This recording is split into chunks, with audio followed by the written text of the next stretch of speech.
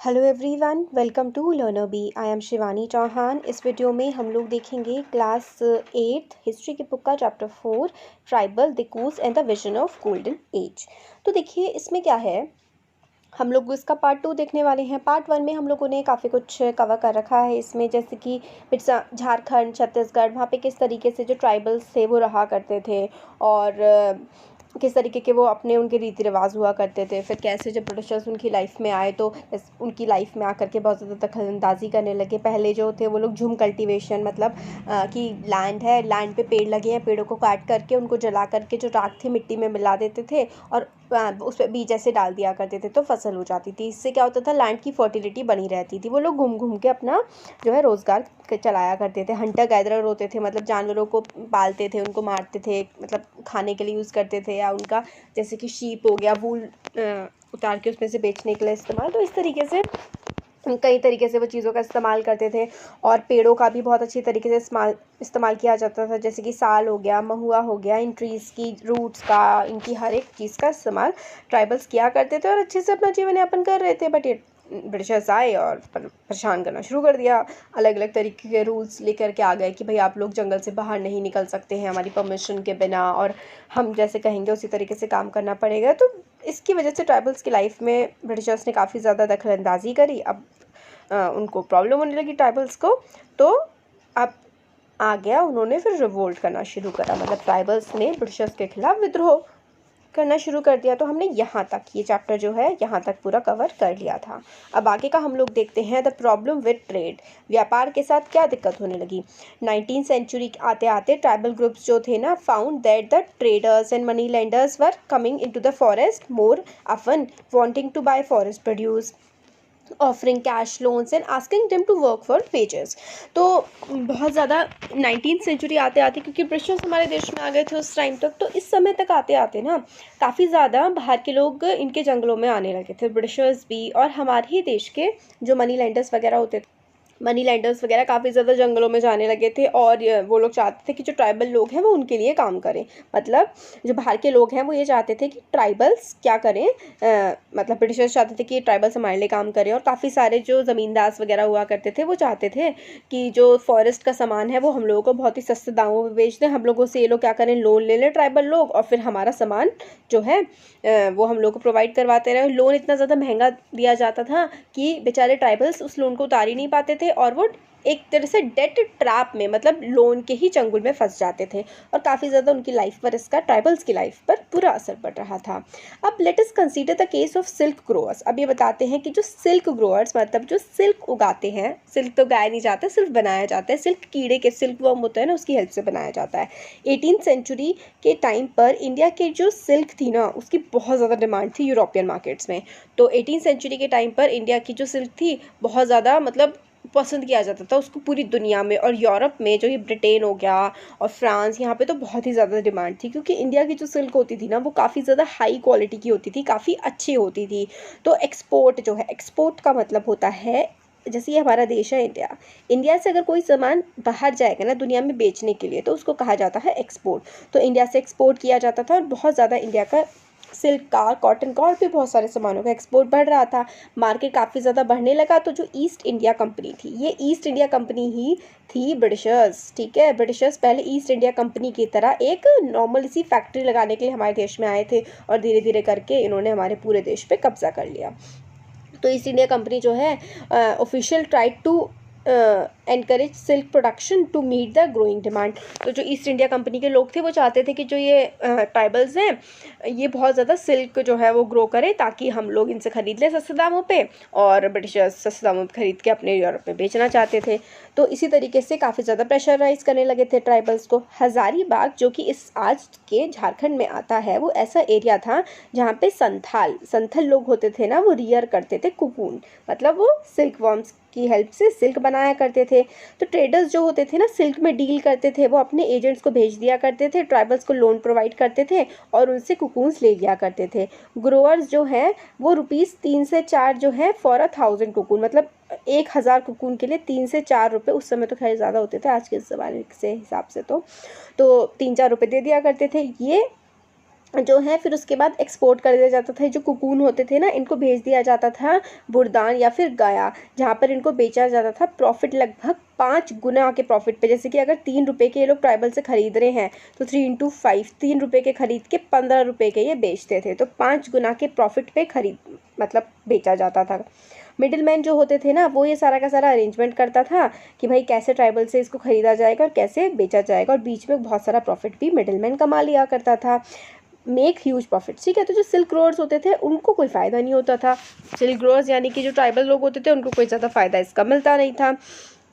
Understandably many tribal groups saw the market and the traders as their main enemies. तो क्योंकि उन लोगों को सिल्क उगाने का कोई फ़ायदा होता नहीं था ना, इसलिए उनको लगता था कि ये जो है ना, ये मनी लेंडर्स हो गए, ये मिडिल मैन हो गए, यही हमारे दुश्मन है, ये हमसे इतने सस्ते दाम पे लेके जाते हैं और फिर बाहर जा करके इतने महंगे दाम में बेचने लगते हैं। तो इसलिए इनको वही लोग अपने दुश्मन लगने लगे थे, ट्राइबल्स को।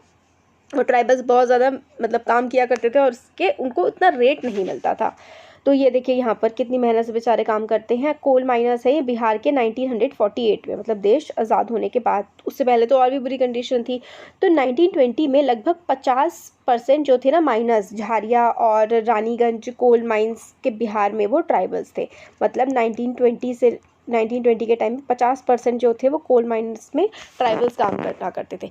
मतलब देखिए आप कि उनके ट्राइबल्स के जंगल काटे, उसमें कोल, क्योंकि जो कोल होता है ना वो ज़मीन के अंदर होता है और जनरली उसके ऊपर के जो पेड़ वगैरह होते हैं वो काटने पड़ते हैं। तो मतलब ट्राइबल्स के घर को ही इन्होंने उजाड़ दिया और उन्हीं से ही ख़राब कंडीशंस में काम करवाया गया। मतलब बहुत ही ज़्यादा अत्याचार हुए थे। तो बहुत ही ये जो अंदर या जो होती है ना, जहाँ पर कोल होता है, बहुत ज़्यादा सुरंगें गहराई में होती है, वहाँ पे ऑक्सीजन नहीं होती, सफोकेटिंग होती है, वहाँ पे सांस लेने की भी दिक्कत होती है और ऐसी गैसेस उसमें से निकलती हैं जो इंसानों के लिए बहुत ज़्यादा हार्मफुल होती है। तो उसकी वजह से लोग मर जाते हैं। लगभग 2000 वर्कर्स हर साल मरते थे कोल माइंस में उस समय पर 1920s में। तो आप देखिए कितनी ज़्यादा घातक थी, कितनी ज़्यादा बुरी थी ये लोगों के लिए। Search for the work, plight जो थी, प्लाइट मतलब दशा जो थी ट्राइबल्स की, जो मतलब अपने घर से बाहर जाते थे काम ढूंढने के लिए, उनकी और भी ज़्यादा बुरी हुआ करती थी। लेट 19th सेंचुरी के टाइम में टी प्लांटेशन ने started coming up. Tea plantation मतलब उसकी चाय की भी बहुत ज़्यादा खेती होने लगी 19th सेंचुरी। हम लोगों को मतलब चाय के नशेड़ी बना के चले गए अंग्रेज़। इनके आने से पहले तो चाय थी नहीं हमारे देश में, है ना। तो आप लोगों में से कितने लोग पीते हैं चाय, बताइएगा। तो आगे बताते हैं। From the late 19th century tea plantation जो थे ना काफ़ी ज़्यादा हमारे देश में आने लगे थे। माइनिंग एक्टिविटीज़, कोयला निकालने के लिए भी काफ़ी ज़्यादा काम चलने लगा था और ये सारे काम ट्राइबल से करवाए जाते थे। उनको ज़बरदस्ती बहुत ज़्यादा लार्ज नंबर में टी प्लांटेशन असम में लेकर के जाया जाता था ब्रिटिशर्स के द्वारा। कोल माइंस में, झारखंड में इनसे काम कराया जाता था। इनसे कॉन्ट्रैक्ट जो किए जाते थे ना वो बहुत ही ख़राब होते थे। इनको बहुत ही कम पैसे दिए जाते थे और इनको घर जाने से भी रोका जाता था, इनको घर भी नहीं जाने देते थे। तो फिर आगे है। Through the 19th and the 20th centuries tribal groups in different part of the country rebelled against the changes in laws. तो 19th-20th सेंचुरी में बहुत ज़्यादा रिबेलियंस हुए, बहुत ज़्यादा विद्रोह हुए कि भाई हमारे साथ ये सब गलत किया जा रहा है, जो कानून बनाए जा रहे हैं ये सब सही नहीं है।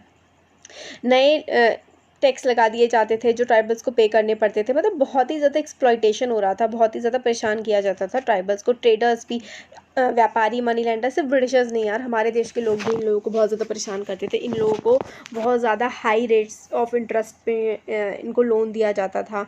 तो इसी वजह से बहुत सारे ट्राइबल्स ने क्या किया, विद्रोह कर दिया। कोल्स रिबेल्ड इन 1831 से लेकर के 32। तो कोल रिबेलियन 1831-32। संथल रिबेलियन जो है वो 1855 में हमें देखने के लिए मिलता है।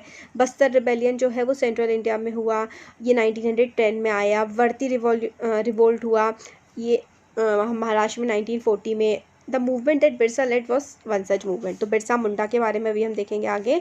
तो इसी तरीके का ये एक मूवमेंट था जो कि ट्राइबल्स ने किया था। ये वाला जो पार्ट है ना ये इंपॉर्टेंट है, आप लोगों से पूछ सकते हैं कि कोल्स ने कब रिबेल किया था, संथल्स ने कब किया था, बस्तर रिबेलियन कहाँ से रिलेट करता है, वर्ली रिवोल्ट कहाँ पर हुआ था। तो ये जगहों के नाम आप लोगों को याद रहने चाहिए, एग्जाम में मैचिंग करने के लिए आ जाता है।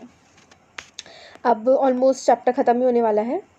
तो बिरसा मुंडा के बारे में है। बिरसा जो है वो मिड 1870s के टाइम पर इनका बर्थ हुआ था। ये काफ़ी ज़्यादा गरीब परिवार में पैदा हुए थे और कहाँ पर रहते थे, जंगल ऑफ बहोदा। ग्रेजिंग शीप, जो चरवाहे का काम करते थे, भेड़ों को चराने का, और ये फ्लूट बजाया करते थे, बांसुरी बजाया करते थे, और dancing in the local akhara, और डांस वगैरह भी ये किया करते थे। Forced by poverty his father had to move from place to place looking for work. तो बहुत ही ज़्यादा गरीबी की हालत की वजह से इनके फादर को जगह जगह पर काम ढूंढने के लिए जाना पड़ता था। एज एन एडोलसेंट, एडोलसेंट का मतलब होता है जो टीनेज वाला ग्रुप होता है ना, वो होता है एडोलसेंट। तो बिरसा ने काफ़ी सारी कहानियाँ सुनी थी कि मुंडा अपराइजिंग्स की। मुंडा अपराइजिंग मतलब जो मुंडा ने विद्रोह किया था पास्ट में, and saw the leaders of the community urging the people to revolt. और इन्होंने ये भी देखा कि जो कम्युनिटी के लीडर्स थे वो ये कहते थे कि भाई हमें विद्रोह करना पड़ेगा अंग्रेजी सरकार के खिलाफ, ये लोग तो हम पे बहुत ज़्यादा अत्याचार कर रहे हैं। तो बचपन से ही बिरसा मुंडा ने ये सब देखा था। और ये गोल्डन एज की बातें किया करते थे। गोल्डन एज का मतलब है वो समय जहाँ पर सब कुछ मुंडा जो है उनका जो अपना लैंड था, उनका जो जंगल था वो सिर्फ मुंडास का ही होगा, कोई बाहर का नहीं आएगा, और वहाँ पर ही खुश रहेंगे। तो गोल्डन एज की बात की जाती थी जहाँ पर मुंडास पे कोई भी दिक्कू मतलब बाहर के लोग अत्याचार नहीं करेंगे। ऐसा टाइम आएगा जहाँ पर जो एंसेस्ट्रल राइट है, उनके जो सदियों से उनका जो हक है उनके जंगलों पर, वो दोबारा से उनको मिल जाएगा। They saw themselves as the descendants of the original settlers of the region. वो खुद को देखा करते थे कि भाई पहले ही लोग हैं, ओरिजिनल सेटलर्स, मतलब इस इलाके में मुंडाज ही आकर के बसे थे तो उनका ही यहाँ पर हक है। इस तरीके की बातें जो थी वो गोल्डन एज की थी कि वो अपनी लैंड के लिए फाइट करेंगे, अपने मुल्क के लिए लड़ाई करेंगे, और लोगों को याद दिलाते थे कि उन लोगों को अपना जो किंगडम है जो इन अंग्रेज़ों ने छीन लिया है इसको वापस लेना है। Birsa went to the local missionary school. Birsa जो है, मिशनरी स्कूल का मतलब है जो अंग्रेज़ थे ना, अंग्रेज़ों के साथ साथ वो भी आ गए थे क्रिश्चियन मिशनरीज। मतलब ये मिशनरी का ये काम होता है कि वो अपने धर्म का प्रसार करता है। तो बहुत सारे क्रिश्चियन स्कूल खोले गए थे जिसमें बताया जाता था कि हिंदू धर्म कितना ज़्यादा ख़राब है या फिर बाकी धर्म सही नहीं है, सबसे अच्छा धर्म क्रिश्चियनिटी है, इसको अपनाओ। तो ज़्यादातर ये काम होता था। अब तो खैर नॉर्मल स्कूल्स चलते हैं। तो लोकल मिशनरी स्कूल्स में पढ़ाया गया। And listen to the sermons of missionaries. तो मिशनरीज बातें बताया करते थे, बच्चे सुनते थे। देयर टू मुंडाज ने सुना कि Mundas to attain the kingdom of heaven and regain their control rights. तो उनकी बातों से लगा कि भाई ये लोग हमारे को गलत बुरा बोल रहे हैं, गलत बता रहे हैं हमारे बारे में, बट मुंडास जो है उनका जो पास्ट है वो बहुत ही अच्छा रहा है और उनको दोबारा से उसको हासिल करना है। और ये कब हो पाएगा, जब वो गुड क्रिश्चियंस बनेंगे। तो ऐसा कहा जाता था। मुंडास जो थे, जो स्कूल में ये बिरसा मुंडा जाते थे, ये कहते थे कि भाई तुम लोग अपना राज्य वापस ले सकते हो, तुम्हें सब कुछ वापस मिल जाएगा, मगर तुम्हें ना अच्छा क्रिश्चियन बनना पड़ेगा, तभी तुम जो है अच्छा राज्य चला सकते हो। तो आपको जो अपनी बैड प्रैक्टिसेस हैं, आपके जो रीति रिवाज हैं ना, इनको छोड़ दो। ऐसा कौन कहता था? ऐसा क्रिश्चियन मिशनरीज मुंडास से कहते थे कि आपके जो रीति रिवाज हैं ये सब अच्छे नहीं, इन सबको छोड़ दो, आप लोग अच्छे क्रिश्चियन बनो, आपको सब कुछ वापस मिल जाएगा। लेटर बाद में बिरसा ने काफ़ी सारा टाइम स्पेंड किया एक वैष्णव टीचर के साथ, वैष्णव प्रीचर। तो वैष्णव प्रीचर का मतलब है, हम लोगों ने इससे पहले के चैप्टर्स में क्लास 7th में आप लोगों ने वैष्णव के बारे में पढ़ा है। वैष्णव ऐसे लोग होते हैं जो विष्णु धर्म को मानते हैं। तो विष्णु धर्म को मानने वाले एक टीचर ही मान लीजिए आप, एक पर्सन के साथ बिरसा काफ़ी ज़्यादा समय तक रहे। तो उन्होंने क्या करा, एक सेक्रेड थ्रेड, वो जनेयू होता है ना, उसको धारण कर लिया, और and began to value the importance of purity and piety. और जो प्योरिटी और पिटी और ये सब चीज़ें को बिरसा जो है मानने लगे थे,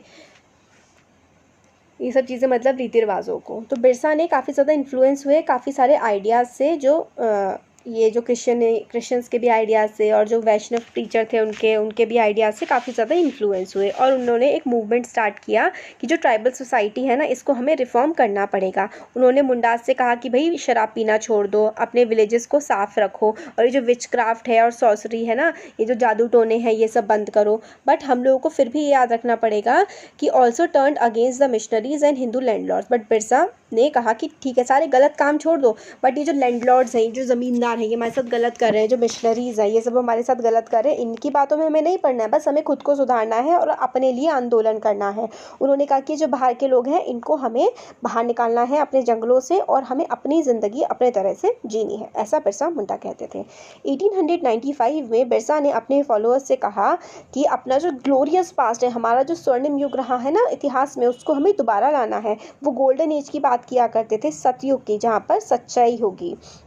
मुंडास कहते थे कि वो अच्छी लाइफ जिएंगे, constructed embankments, trapped natural springs, planted trees and orchids, practice cultivation to earn their living। तो जिस तरीके से पहले लोग जिया करते थे कि भाई एम्बार्कमेंट जैसे वो नदी के पार वो लगा दिया करते थे थोड़ा सा रोकने के लिए, ताकि ज़मीन अच्छी फर्टाइल हो जाती थी।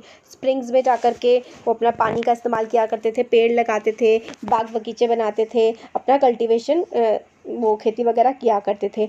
और they did not kill their brethren and relatives, वो अपने भाई बहनों को और अपने रिलेटिव्स को नहीं मारा करते थे और बहुत ही अच्छे से लाइफ जिया करते थे। बिरसा चाहते थे कि लोग जो हैं अपने लैंड पे काम करें, वहाँ पर सेटल हों और कल्टीवेट करें, मतलब खेती बाड़ी करें अपनी ही जगह पर, कहीं बाहर ना जाए, कोई उनसे ज़बरदस्ती कोई काम ना करवाए। ये सारी की सारी चीज़ें बिरसा चाहते थे।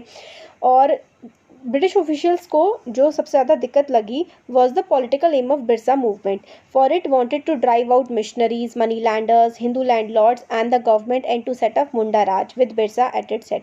तो भाई ब्रिटिशर्स को क्या दिक्कत हुई, ब्रिटिशर्स को लगा कि भाई ये तो हम लोगों को बाहर निकालना चाह रहा है, ये तो चाह रहा है कि सब लोग बाहर निकल जाएं और मुंडा राज हो जाए, यहाँ पर जो मुंडास थे वो राज करने लगे और बिरसा उनके हेड हो जाएं। ये मूवमेंट जो है identified all these forces is the cause of the misery Mundas were suffering. तो बिरसा मुंडा कहते थे कि जो मनी लैंडर है, मिशनरी हैं, हिंदू लैंडलॉर्ड है, गवर्नमेंट है, अंग्रेजी सरकार है, यही सब हम लोगों की सफरिंग का, हमारी दिक्कतों का कारण है और हमें इन लोगों को बाहर निकाल करके फेंक देना है। तो जो लैंड पॉलिसीज़ थी ना ब्रिटिश की, वो काफ़ी ज़्यादा ख़राब थी, जो कि इनके ट्रेडिशनल सिस्टम को बर्बाद कर रही थी। ये जो कल्टीवेशन करते थे, अपने जंगलों की चीज़ों का इस्तेमाल किया करते थे, ये सब ब्रिटिशर्स इन्हें करने नहीं दे रहे थे।